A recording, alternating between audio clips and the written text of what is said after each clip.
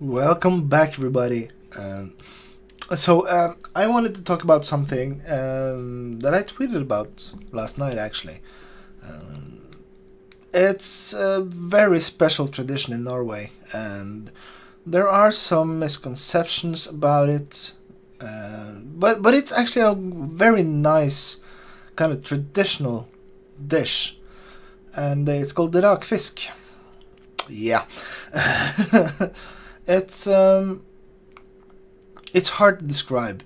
It is a very strong dish. It's the smell is just you're not able to get away from the smell when you open the pack. It's just wow. It is strong. I can still kind of smell it today, even though we threw the leftovers away and like all everything involved has been washed and everything. You could still kinda, it's still faint like smell, scent kinda in our house. But so first of all, what is it? Well, you take fish, right? And you add a ton of salt. You put it in a bucket, and you put something heavy on top to kind of squeeze it down and just keep it under pressure.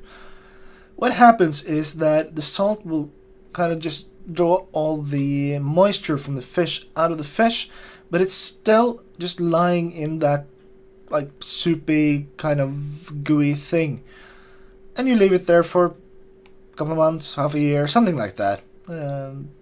Usually, like traditionally, they would prepare it in August, mid-August, and then it would be okay to eat like Christmas time, maybe some like a month after New Year, maybe if you really like the strong stuff. And the taste of the stuff is kind of weird because a lot of people think it's rotten fish. It's not rotten. It's fermented. Yum, much better, right? Yeah, fermented fish. Uh, I realize it might sound a bit crazy, but it is actually quite delicious.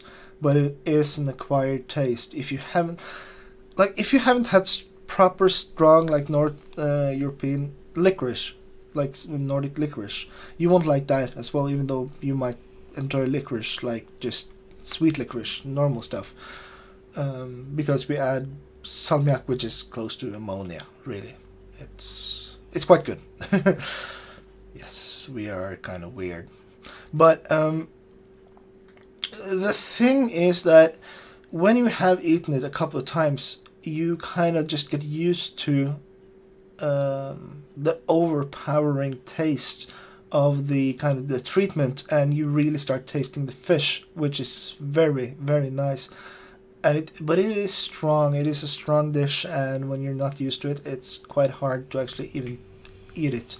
Like opening your mouth and actually getting your mouth over the fish is tough because of the strength. Really, it's not spicy in any way. It's just it has a strong taste, strong enough that you feel it like the day after. I still have that kind of taste in my mouth that I know very well that I have eaten the stuff recently. But it is sort of a tradition. There's something special about having like a snowy evening like last night. You can see the snow outside and it's getting dark, it's cold, so you just throw some more wood in the furnace and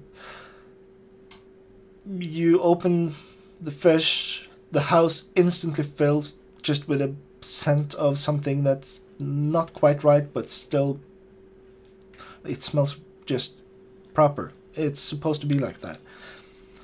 I know, it sounds weird. And then you take lefse, which is a potato, like a soft potato bread-ish thing, like potato tortilla, like wrapper kind of thing. You add some sour cream and some chunks of potato, and you add some sort of like a leek or something. You'll add some eggs maybe, and then like a thin strip of that fish. You just wrap it up and you eat it. And one of the more important parts of it is the akevitt.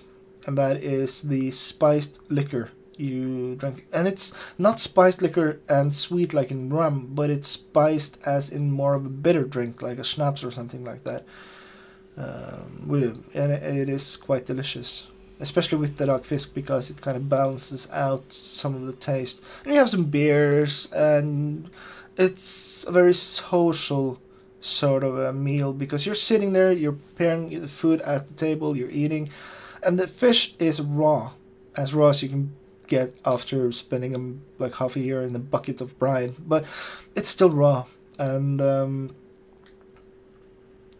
it is a very, very special thing, and it's a tradition. And there's also one more thing. We also have a dish called lutefisk, which is eaten in sort of a similar manner, but it's prepared differently. So that is still like a bucket, but the bucket actually, you add lye to the bucket, and you basically prepare it in the same way.